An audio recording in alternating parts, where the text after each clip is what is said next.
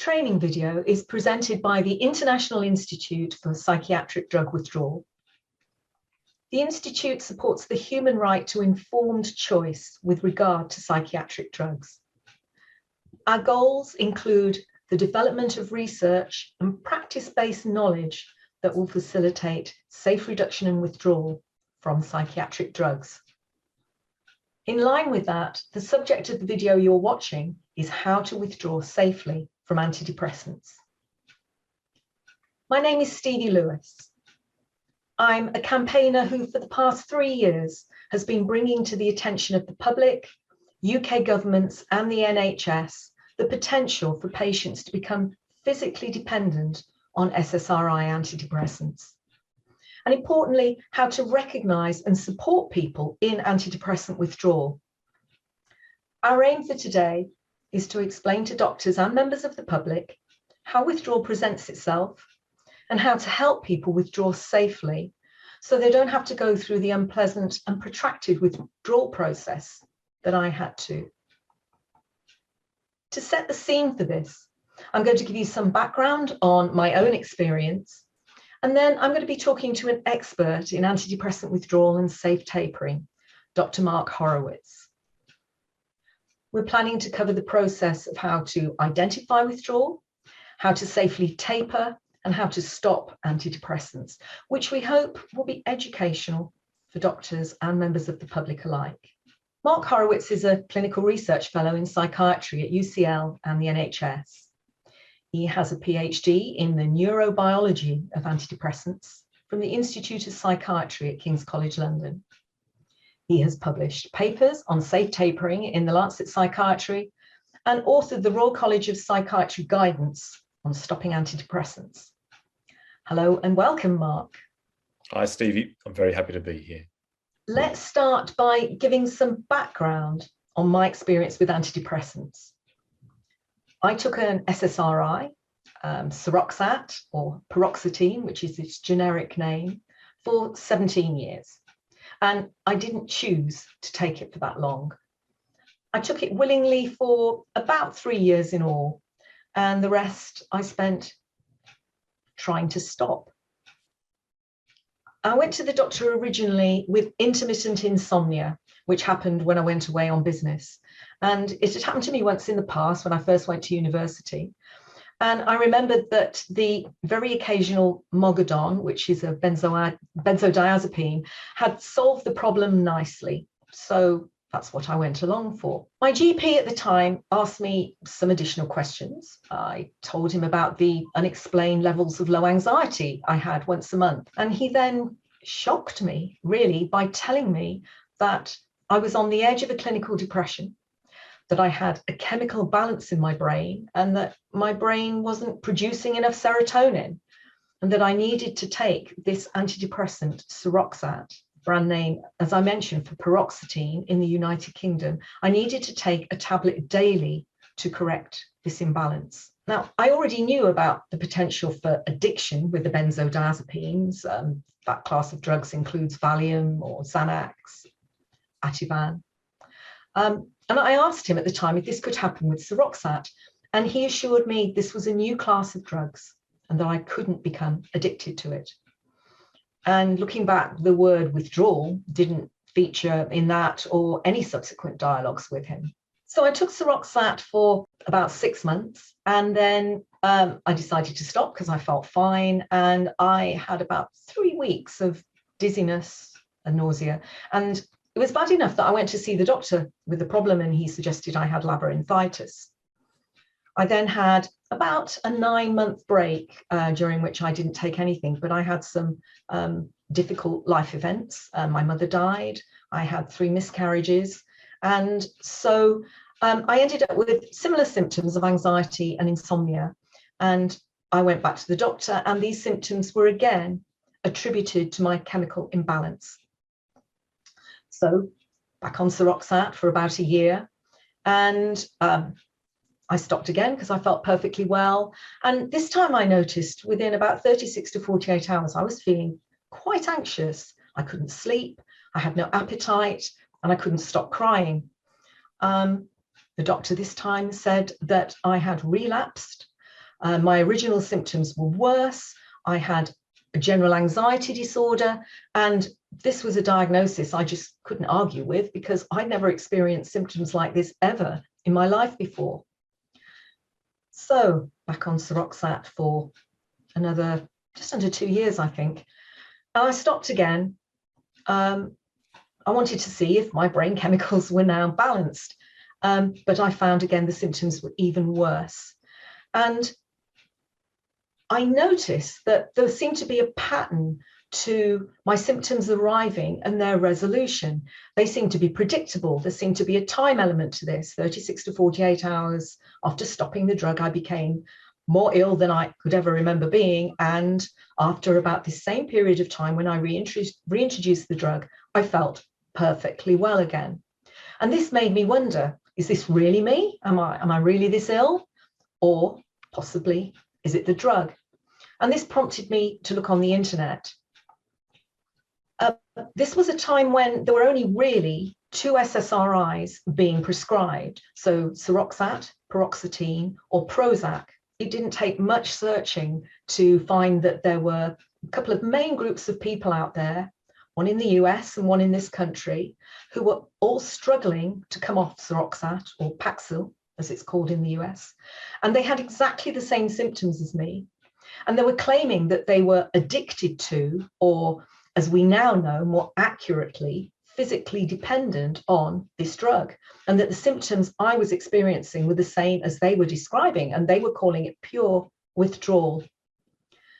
And I learned around the same time that this diagnosis of chemical imbalance that I'd been given had no basis in science whatsoever. So this left me with future years of continually trying to withdraw, and with virtually no support, as withdrawal was not really acknowledged as existing. I had moved to Wales, so I had a new GP, and she did her best to help me. When I asked for help, she supplied me with liquid so that I could reduce more slowly. She helped me with supplying syringes. But it's fair to say that no matter what I did, how many attempts I made, each time the withdrawal symptoms got worse and worse, and they got worse the lower that I went on the dose. This was what I experienced. And as I mentioned at the beginning of this film, our intention is that it helps to educate doctors and inform members of the public so that people in a similar position to me won't struggle and suffer like I had to, because I didn't know what to do properly to taper, and the information available to help me was either limited or inaccurate. Mark is now going to take us through how the science that is available to us now can explain and demonstrate my experience. So Mark, tell us, when I was seeing my doctor, what would they have been told at that time about antidepressant withdrawal? Right. So first, Stevie, I'm so sorry to hear what you've been through. Sadly, it's an all too common story, and I think it's very representative of what was happening years ago, and probably to some degree is still happening today. Indeed. And so the first thing is many GPs at that time and still today have been taught to call the symptoms that occur when you stop an antidepressant discontinuation symptoms, not withdrawal symptoms. And this was an attempt by drug companies to try to distinguish their drugs from drugs you've mentioned, the benzodiazepines, that had been associated with withdrawal symptoms. They didn't want their market to be affected in the same way as it had been for benzodiazepines by this negative association with withdrawal symptoms. And so they invented a euphemism, discontinuation symptoms, which sounds much more benign and less threatening than withdrawal symptoms. The description that GPs were taught was that these discontinuation symptoms were mild and they were brief or self-limiting, often for a week or two. And that was what was in the NICE guidelines, the authoritative guidelines in England and in guidelines around the world, including in America. And really the origin of this description was a consensus panel put together by a drug company in which the phrase brief and mild was repeated, distributed in numerous academic papers until it became almost a pharmaceutical meme, a line that was repeated again and again in papers, and that found its way out into authoritative guidance. So when you went to see your GP, they would have expected mild and brief symptoms coming off an antidepressant, not the kind of disastrous, severe symptoms that you presented with. So what did doctors then know about how to stop an antidepressant? Along with the idea that discontinuation symptoms were mild and brief, in order to avoid them, not a lot of effort was needed. And so the advice given was people can stop antidepressants over 2 or 4 weeks. And in the NICE guidance for years, it's said that patients can stop their antidepressants over 4 weeks. The advice to stop over 4 weeks was a consensus position of a few doctors at the time and not based on any evidence. And unfortunately, this advice has been propagated through medical school, through lectures, through the GP learning system, and that's what is accepted as the basic practice at the moment. So can you describe to us then what are the withdrawal symptoms that one gets from an antidepressant?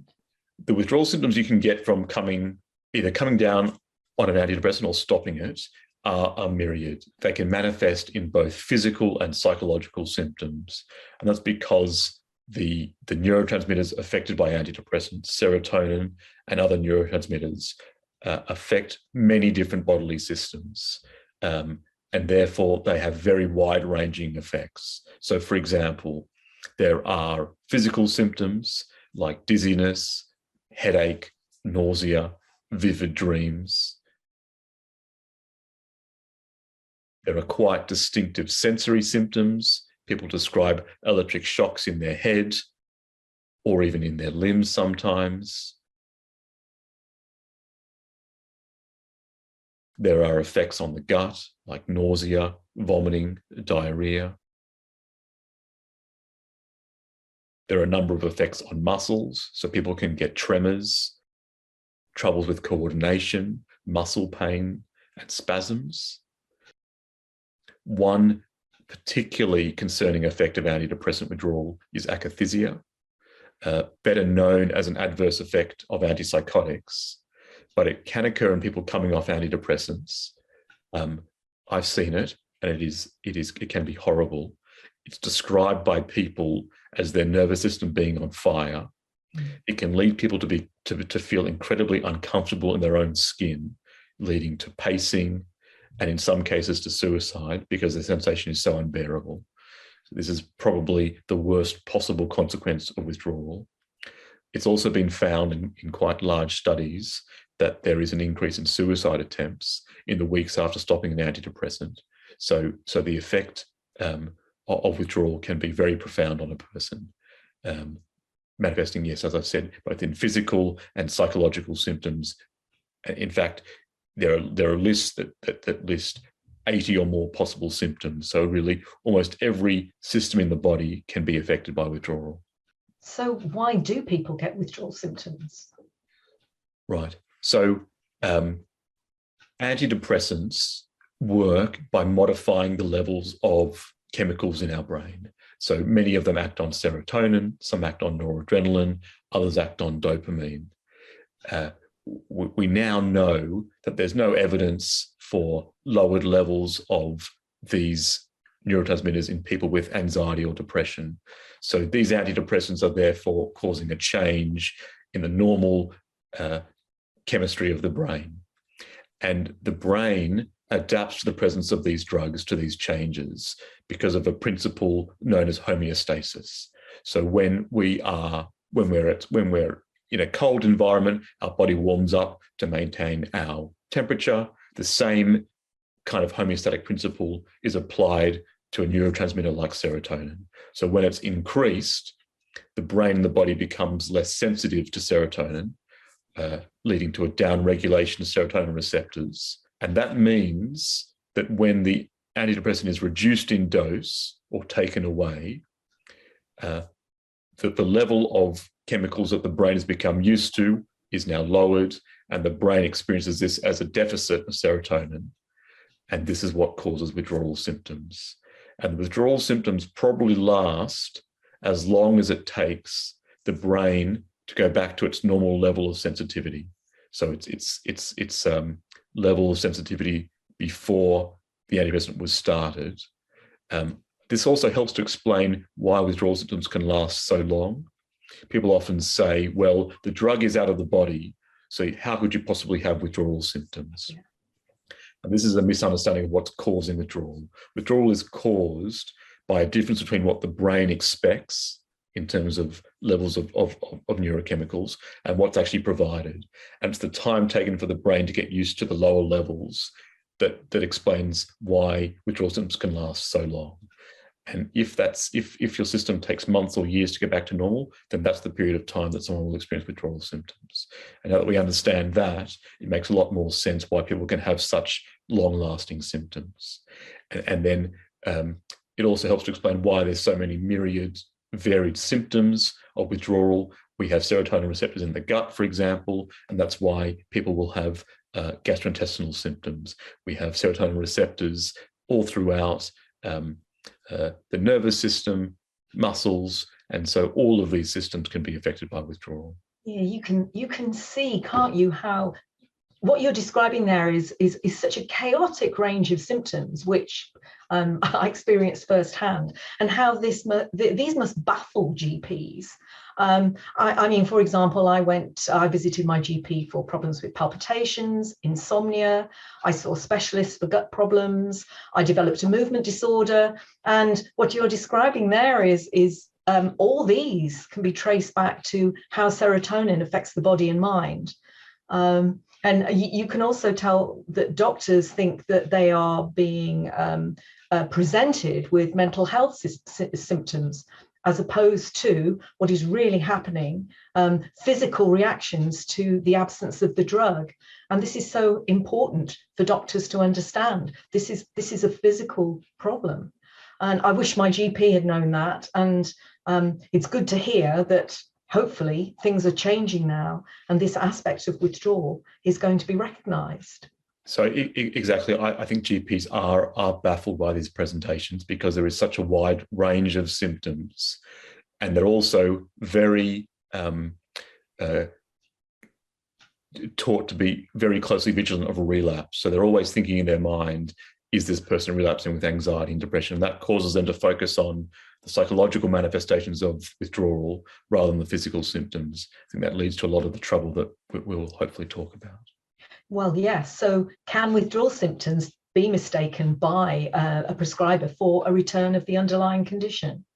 So I think the answer is absolutely, and I think it happens very common. Of the tens of thousands of people on peer-led websites who are getting advice on how to come off antidepressants safely, most of them say that they're there because they had withdrawal symptoms that were misdiagnosed as a return of their condition by their GP or psychiatrist. So it must be a widespread phenomenon. And it's very easy to understand why that might be, because we know that withdrawal symptoms include anxiety, depressed mood, and poor sleep, which can look a lot like a return of the underlying condition. We know that these mood symptoms can be withdrawal symptoms because even people with no underlying mental health condition experience these symptoms when they reduce or stop an antidepressant. So, for example, people who are prescribed an antidepressant for pain or the menopause, when they reduce their antidepressant, they can experience these symptoms. So it's not just people that have an underlying condition. And that's how we can be sure that these are withdrawal symptoms. It's very easy for GPs to make the mistake of thinking this is the underlying condition coming back, because a patient walks in, the first thing they say is they're anxious, they can't sleep, and GPs have been taught, one, that discontinuation symptoms are generally mild and brief. So when someone comes into their office saying, I've got these very severe symptoms, they've been here for weeks, the first thing they're going to think about is relapse, because that doesn't match their description in their minds of discontinuation symptoms being mild and brief.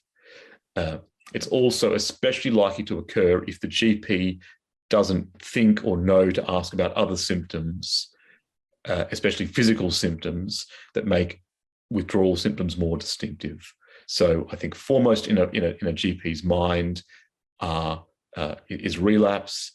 You've got to be a pretty clued up GP to ask about attendant withdrawal symptoms like dizziness or nausea or muscle problems, something that will help you distinguish it from an underlying condition coming back. I think that's why it happens so commonly that these withdrawal symptoms are mistaken for a return of an underlying condition. Then this is really, really important for people, anybody who is watching us now, Mark. How can withdrawal symptoms be distinguished from relapse?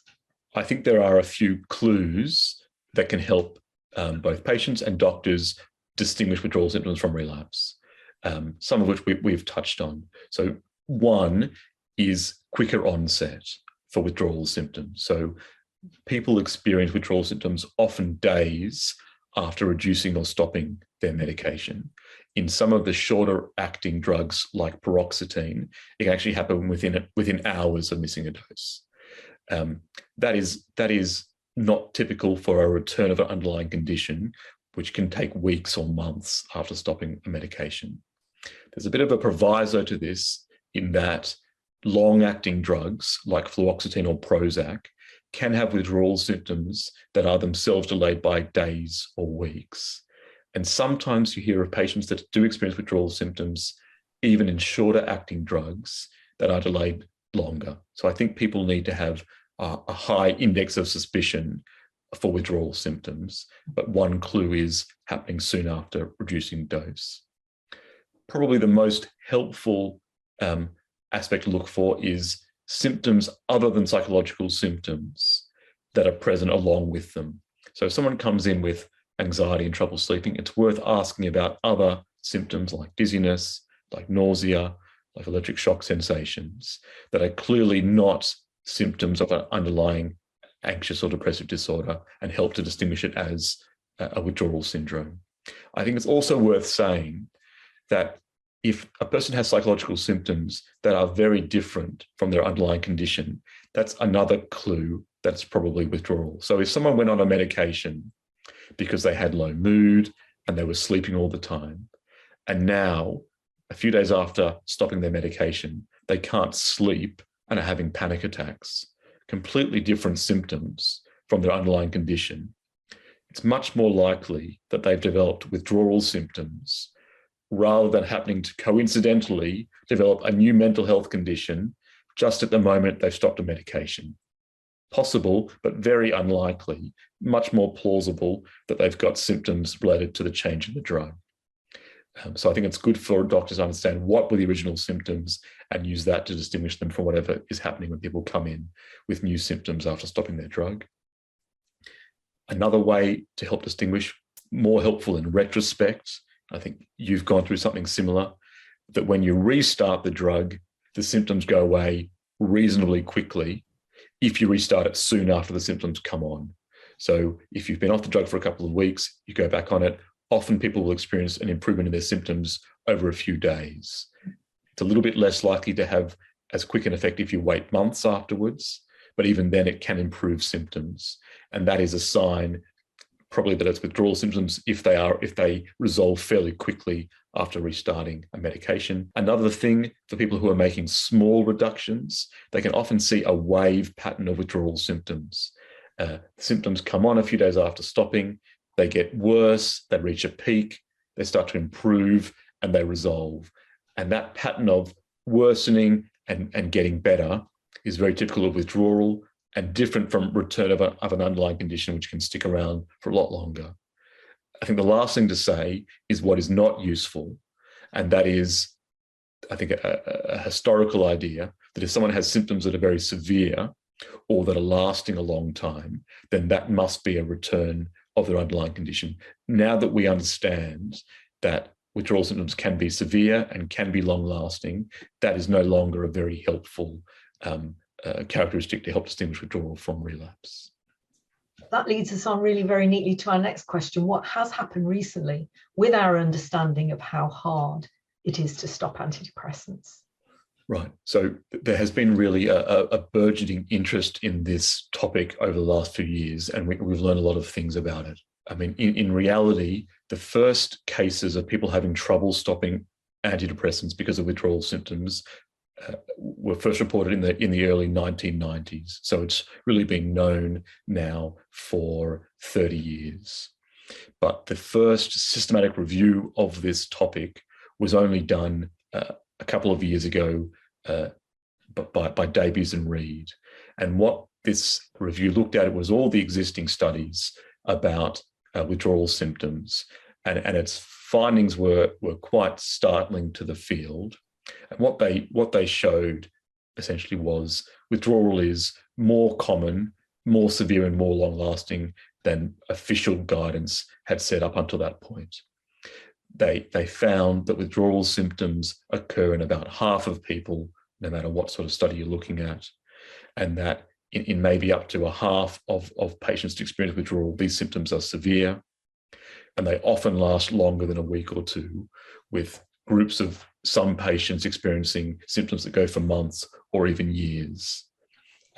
These findings were reflected in a report put out by Public Health England, the major public health body, finding very, very similar findings. This also led to wider spread recognition by the Royal College of Psychiatrists in England, and also NICE, the producer of guidelines for doctors in England, who both updated their guidance to recognise, first of all, that withdrawal symptoms is the scientifically correct term for what was previously called discontinuation symptoms, which is a helpful step to help understand what is going on, and also that people can experience withdrawal symptoms that are both severe and long-lasting. To its credit, the Royal College of Psychiatrists put out a position statement that advises doctors that they should be informing patients of the possibility of both severe and long-lasting withdrawal symptoms when they stop an antidepressant at the time they're considering starting it. So this should be part of informed consent, that a patient may decide they want to use an antidepressant, but they should be aware of the difficulty that some people have when they're trying to stop it.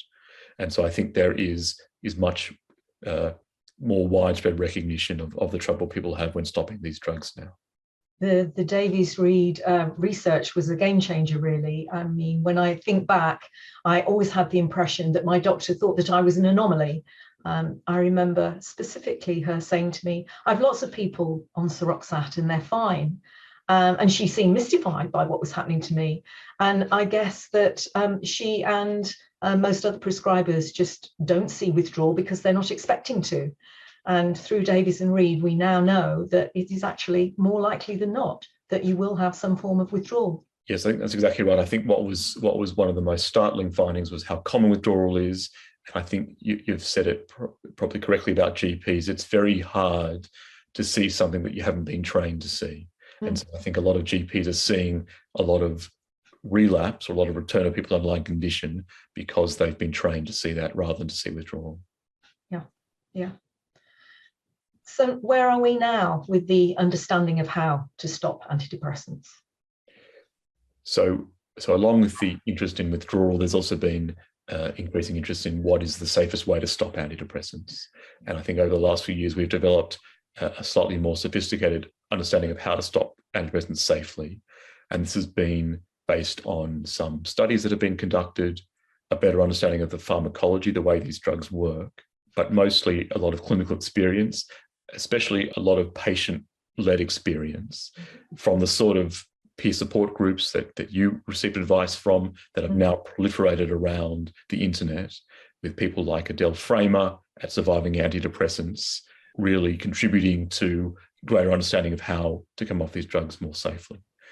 I think it's very well summarized in the guidance put forward by the Royal College of Psychiatry on how to come off antidepressants. And they make some general comments to start with. So this is guidance that was published at the end of 2020. And they recommend, first of all, that patients who have been on antidepressants for more than a few weeks taper off over months or longer, meaning that some people will take years. They suggest going down to very small doses for some patients, perhaps less than 1 milligram before stopping. And they recommend going down in smaller and smaller size reductions as you get to lower doses. And they also advise that people should go down at a rate that the patient can tolerate, and so that the rate should be titrated to what the person can handle.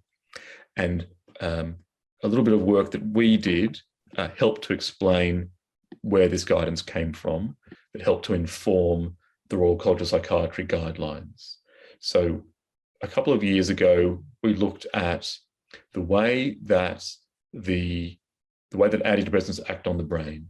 And this is a graph of a common antidepressant, citalopram, the way it affects the brain, in this case showing its effect on the serotonin transporter, the major target of these drugs in the brain. And what you can see is the relationship between dose of an antidepressant on the bottom axis and the effect on the brain is not a straight line, but it's this curve, what the shape we call a hyperbola. And that tells us something about what happens when you reduce your dose. So a lot of doctors intuitively think that going down by even amounts of dose makes sense. So for example, if someone's on 20 milligrams of citalopram, it seems perfectly reasonable to go down to 15, 10, 5, and then 0 milligrams. But what you can see from this graph is the first reduction from 20 milligrams to 15 milligrams causes this very small decrease in effect on the brain. The reduction from 15 to 10 causes a slightly larger decrease in effect. Going from 10 to 5 will cause a slightly larger effect on the brain, but going down from 5 to 0 will cause this incredibly large change in effect on the brain. And this very much matches what patients report, that as they get down to lower doses, actually, as Stevie mentioned, the withdrawal symptoms get worse. And it's probably because there's larger changes happening to the equilibrium of the brain. These bigger changes are causing bigger disruptions. And so from this, we guess that it makes more sense to reduce antidepressants in such a way that it reduces the effect on the brain by even amounts rather than even amounts of dose. And so to produce even amounts of reduction of effect on the brain, in this case, 20 percentage points, requires this rather peculiar pattern of dose reduction, a hyperbolic pattern of dose reduction, because it matches the curve, where each reduction becomes smaller and smaller. So at first you can reduce by 10 or 15 milligrams, then the next step, reducing by 2.5 milligrams, then by 1.5 milligrams. And the final dose before completely stopping is a very small dose, in this case, 0.8 milligrams, so that the reduction in effect on the brain is not much larger than the effect of those previous dose reductions. And it's from that the guidance on how to come off antidepressants safely has been derived. And that's why the guidance recommends going down by smaller and smaller amounts, down to very low doses before stopping. And in particular, you can approximate these sort of reductions by making proportional dose reductions, which means, for example, reducing dose by 10% or 20% of the most recent dose you've been on each month. So for example, if you're making reductions of 10% a month, the reductions will become smaller and smaller because the total dose you're on gets smaller and smaller. And this guidance is now not just in the Royal College of Psychiatry guidance, but also in NICE guidance that advises all doctors in England. There's also a little bit of evidence that slower tapering is more likely to produce better outcomes. So in a paper that we reviewed, done in Japan, it shows that people who come off antidepressants over 9 months have a lot less trouble with withdrawal than people who come off very quickly. And in fact, in that study, people came off over lengths of time between 1 month and 4 years. And in that way, most of them were able to avoid withdrawal symptoms. So we're understanding that the slower that you go, the less likely you are to have unpleasant withdrawal symptoms. And there's also been some studies using tapering strips, which are small doses of antidepressants that allow you to make this kind of hyperbolic dose reductions. And in a number of studies put out about tapering strips, it's shown that people that were not able to come off their antidepressants by coming down more quickly were able to come off them when they used these smaller doses and went down to very small final doses before stopping. And we now know that some people may take years to come off their drug safely. And this is simply because this is the time it takes for these people's brains to readjust themselves to lower levels of the drug. I might give a couple of examples because that makes it a little bit easier to make sense of what's happening. Here is an example given in the Royal College of Psychiatry guidance that I would consider a fairly rapid reduction. And this is an example of citalopram, and it's suggesting reductions made by 50% every 2 to 4 weeks. So someone who's starting on 40 milligrams of citalopram would halve their dose to 20. If there was no significant symptoms or no very unpleasant withdrawal symptoms, they would then go to 10 milligrams after 2 or 4 weeks, and then halve again. And to achieve this kind of small dose, they would need to split a tablet in half. If withdrawal symptoms were tolerable, they would go for another step down to 2.5 milligrams. By the time you're down to these sort of small doses, tablets will not be small enough to be able to make up these small doses. And so you can either use liquids, which are available in many countries, or other options like tapering strips or compounding pharmacies, which make up small doses. Keep on halving the dose until you got down to that very small dose, so that this final reduction to 0 won't cause a bigger change in effect on the brain as these previous steps. And if things went well with no withdrawal symptoms, you would then stop the medication. Of course, if things didn't go so well, if you had significant withdrawal symptoms, then you want to slow down this reduction and introduce intermediate steps.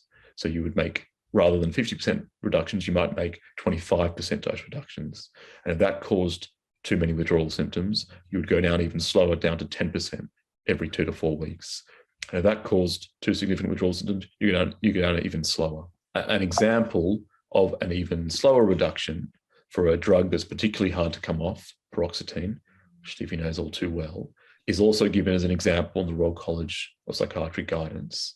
So this gives an example of reducing by 10% of the most recent dose every 2 to 4 weeks. So in this case, starting on 40 milligrams of paroxetine, the first reduction you'd make is 10% of 40 milligrams, which is 4 milligrams, down to 36 milligrams. Straight away here, there's going to be difficulty making up this exact dose using widely available tablets, which generally come as 10, 20, or 40 milligrams. And so you're going to need to either make up the entire dose with a liquid preparation, which is generally widely available, or a combination of tablets and liquids. Further dose reductions would then be made by reducing by 10% of that dose. So 10% of 36 milligrams is 3.6 milligrams. So now you're down to 32.4, then 10% of that dose. And you can start to see that because these doses are not similar to those easily available as tablets, people will need to be either using liquids, compounding chemists, or tapering strips in order to make these small reductions. You can see the dose gets smaller and smaller, and as you get down to lower doses, the size of the reductions becomes smaller and smaller. And in fact, this is an abbreviated version of it. In this little box here, there are almost 30 further steps as you go down very slowly, 10% a month, down to this very small final dose before stopping. And again, going down to this small dose of this final step down doesn't cause more disruption than the doses beforehand. And so because each of these steps might take a month, going through this process can take several years. And I've certainly seen people who have taken 3, 4, 5 or longer years to come off paroxetine, which is particularly known for its severe withdrawal effects. In fact, it's worth saying some people can't come off even this quickly and will need to come off at half this rate or less. And so some people will have severe withdrawal effects from minor reductions, and we'll need to find a rate slow enough for them to be able to tolerate it. That's a very worthwhile guidance to look at. What you've been through, Mark, there is, well, it's a brilliant example of the science explaining my experience of trying and so frequently failing to withdraw. Everyone believes that the lower you go, the easier it will be. And intuitively, you can see why. But you've shown that the absolute opposite is true. It sounds like 5 milligrams is a really small dose and that you should be able to stop with no problems. But in actual fact, that really is not the case. And how I got into a cycle of getting down around that, having terrible problems and thinking I've just not done it slowly enough, and going back up. And this became an unpleasant cycle over many years. Another thing to mention is that although all effort should be made to make the process as tolerable as possible for the patient in all the ways just described, going slowly, titrating the reduction rate to the pace that a patient can tolerate, it is still likely the process will not be without some bumps, at least for some patients. And so for this reason, it's also very helpful to have support and understanding throughout the process from people around them. For some people, the support might be from a professional counsellor, ideally one that is well aware of withdrawal, but for everybody it helps to have family and friends informed about the process,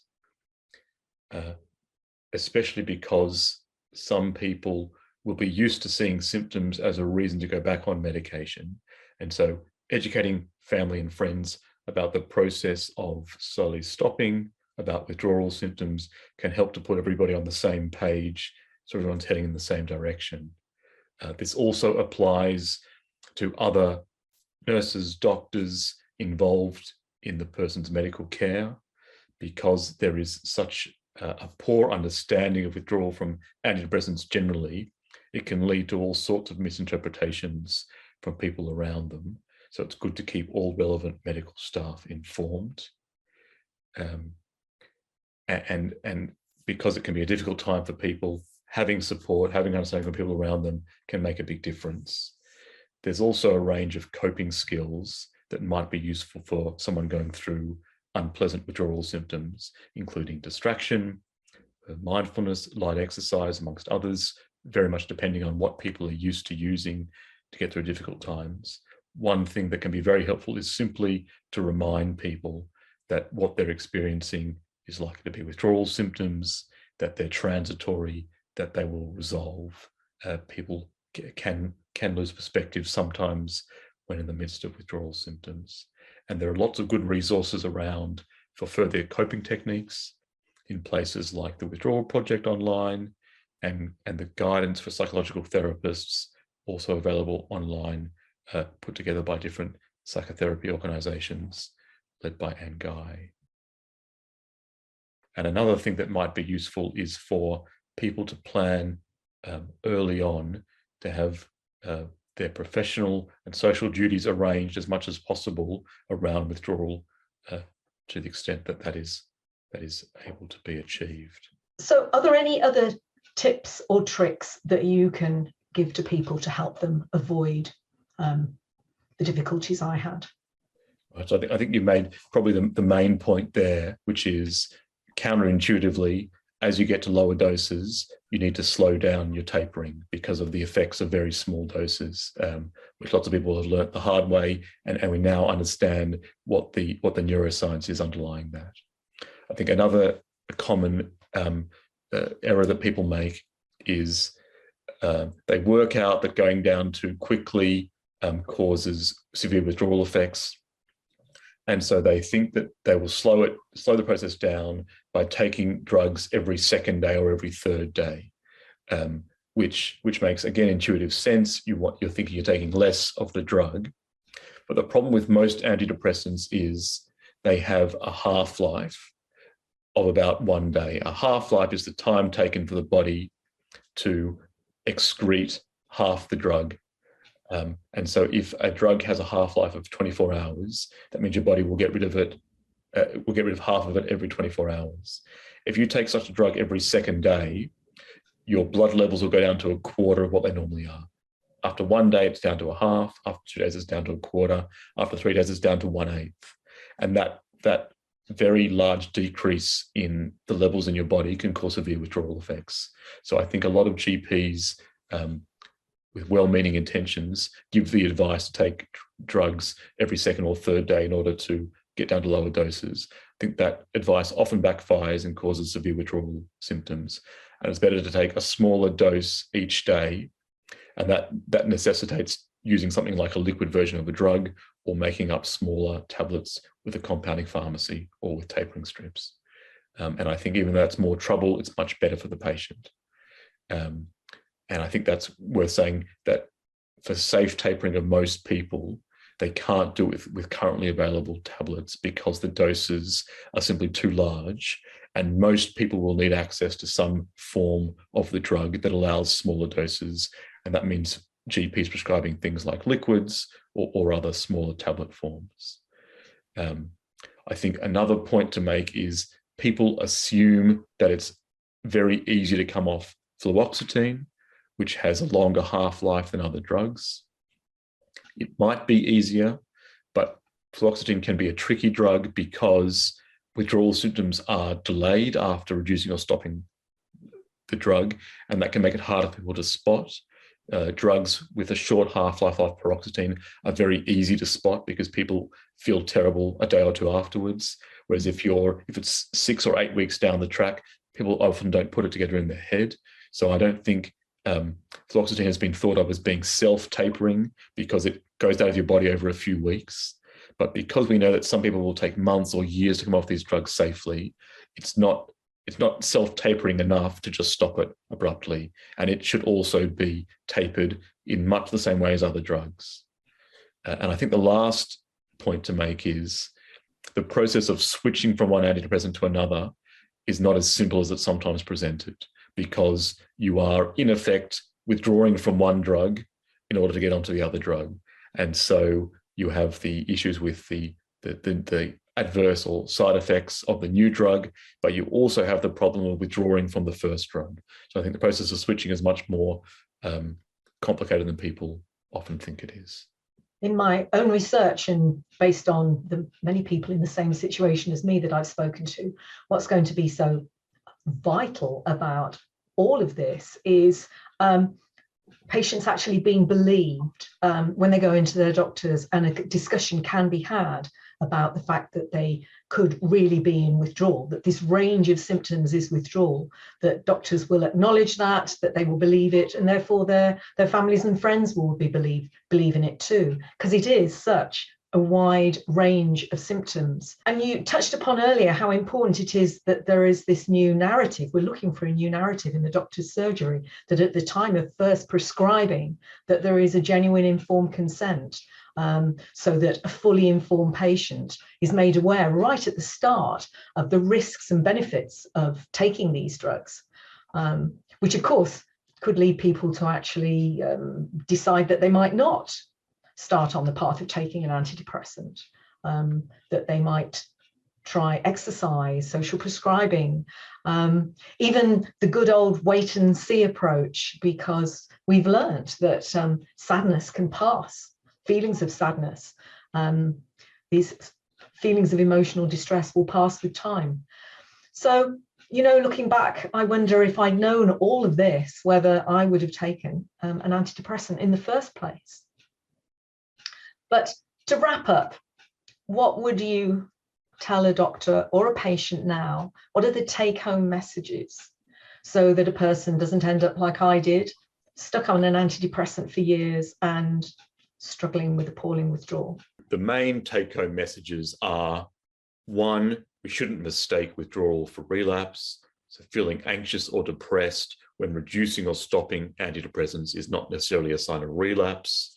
These symptoms are very common in withdrawal, and we should bear that in mind. Tapering antidepressants over much longer periods than we're used to tapering them over, for example, months or sometimes years, for people that are on long-term medications, is more likely to be successful than quicker tapering. Number 3, when we make reductions, it should be by smaller and smaller amounts. As the total dose gets lower, called proportionate or hyperbolic tapering because of the way the drugs act on the brain. Number 4, some patients will need to go down to very small doses before stopping, for example, a fraction of a milligram for some patients with some antidepressants. Number 5, in order to make the small reductions of antidepressant needed, patients will need access to either liquid versions of the drug or another way to make up small doses, for example, tapering strips. Number 6, very importantly, the rate of tapering should be modified or titrated based on the patient's ability to tolerate the reductions, particularly regarding withdrawal symptoms. And they should be able to go at their own pace. Number 7, with the exception of fluoxetine, the short half-life of most antidepressants means that every other day dosing risks withdrawal symptoms, and it's better to take the same small dose every day. Number 8, there is increasing sources of good guidance, for example, from the Royal College of Psychiatrists, now from NICE. There's guidance in the Maudsley prescribing guidelines, and the IIPDW website is full of useful sources of information. And number 9, although a gradual individualized taper is the best way to minimize distress caused by stopping antidepressants, the people certainly benefit from the support and understanding of their loved ones around them and from well-informed professionals. Thank you very much, Mark. You've been through a lot of information there, which I think is going to be really valuable. And that detailed explanation of how the science demonstrates what patients experience is vital to help make sense of what can seem like this wide range of chaotic symptoms, which are in truth a physical response to the absence of the drug, not a growing or enduring mental health problem. And just as you did there, I'm going to re-emphasize that although the science may be constant, human beings are individual and unique, and each person will have a different response to an antidepressant and to its reduction. And it's vital that everyone is enabled and free to go at their own pace. So we hope that this information that we've passed on today has been helpful in providing more of an insight into the difficulties that some people may have when coming off antidepressants, and how to be able to recognize those difficulties when you might not have seen them in the past, and how to support other people through this process. So this film was made on behalf of the International Institute for Psychiatric Drug Withdrawal. We are a not-for-profit organization. We rely on your donations to help us keep our organization going, including our website. So if you found this video useful, please consider supporting our work. We are at iipdw.org. And by donating, you'll be helping to add to the growing call for an informed global response to the issues of psychiatric drug withdrawal. Thank you and goodbye.